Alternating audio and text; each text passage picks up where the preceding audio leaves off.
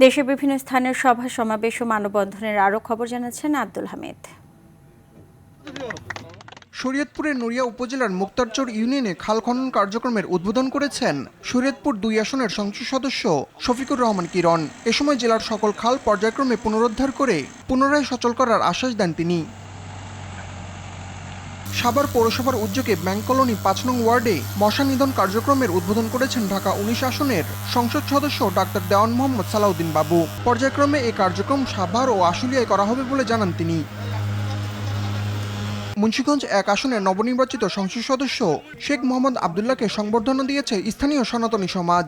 সিরাজদি খান উপজেলার শেখরনগর বালিকা উচ্চ বিদ্যালয় মাঠে এই সংবর্ধনা অনুষ্ঠানের আয়োজন করা হয়। সাবেক প্রধানমন্ত্রী বেগম খালেদা জিয়ার রুহের মাগফিরাত কামনা করে হবিগঞ্জে দোয়া ও ইফতার মাহফিল অনুষ্ঠিত হয়েছে। হবিগঞ্জ ৩ আসনের সংসদ সদস্য জি কে গৌস এর উদ্যোগে শুক্রবার সন্ধ্যায় হবিগঞ্জ কেন্দ্রীয় ঈদগাহ মাঠে এই অনুষ্ঠানের আয়োজন করা হয়।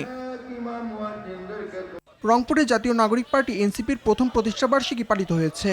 নগরীর জেলা স্কুল থেকে র্যালি বের হয়ে বিভিন্ন সড়ক প্রদক্ষিণ শেষে জুলাই চত্বরে সংক্ষিপ্ত সমাবেশের মধ্য দিয়ে শেষ হয় প্রতিষ্ঠাবার্ষিকীর আয়োজন। প্রতিষ্ঠাবার্ষিকী পালিত হচ্ছে। এদিকে জেলায় অবৈধভাবে টিসিবি পণ্য মজুদ রাখার দায়ে রুবেল ইসলাম নামের এক ডিলারকে আটক করেছে মেট্রোপলিটন গোয়েন্দা পুলিশ। নগরীর স্টেশন খেরবাড়ি এলাকায় অভিযান চালিয়ে টিসিবির ১৫০ কেজি চিনি, ৬১৩ কেজি মসুর ডাল ও ১৬২ লিটার তেল জব্দ করেছে পুলিশ।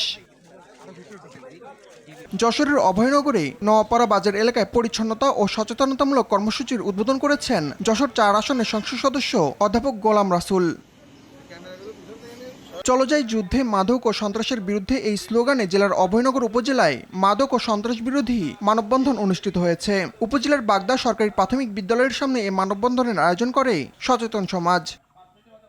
এদিকে রমজানে বাজার নিয়ন্ত্রণে রাখতে যশোরের কেশবপুরে বাজার মনিটরিং কার্যক্রম পরিচালনা করেছেন নির্বাহী ম্যাজিস্ট্রেট তাওমিদ হাসান। কেশবপুর পৌরসভা বাজারে বিভিন্ন ব্যবসা প্রতিষ্ঠান মনিটরিং করে ন্যায্য মূল্যে পণ্য বিক্রির নির্দেশ দেন তিনি।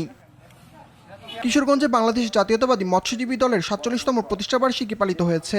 শহরের আখড়া বাজার চত্বরে এ উপলক্ষে আলোচনা সভা ও দোয়া মাহফিলের আয়োজন করা হয়। বরিশালে অমর ২১ গানের সুরকার শহীদ আলতাফ মাহমুদের স্মরণে অনুষ্ঠানের আয়োজন করা হয়েছে। নগরীর শব্দাবলী স্টুডিও থিয়েটার হলে আলতাফ মাহমুদ স্মৃতি সংসদের আয়োজনে অনুষ্ঠানে কবিতা আবৃত্তি এবং সঙ্গীত পরিবেশন করা হয়। আব্দুল হামিদ, RTV।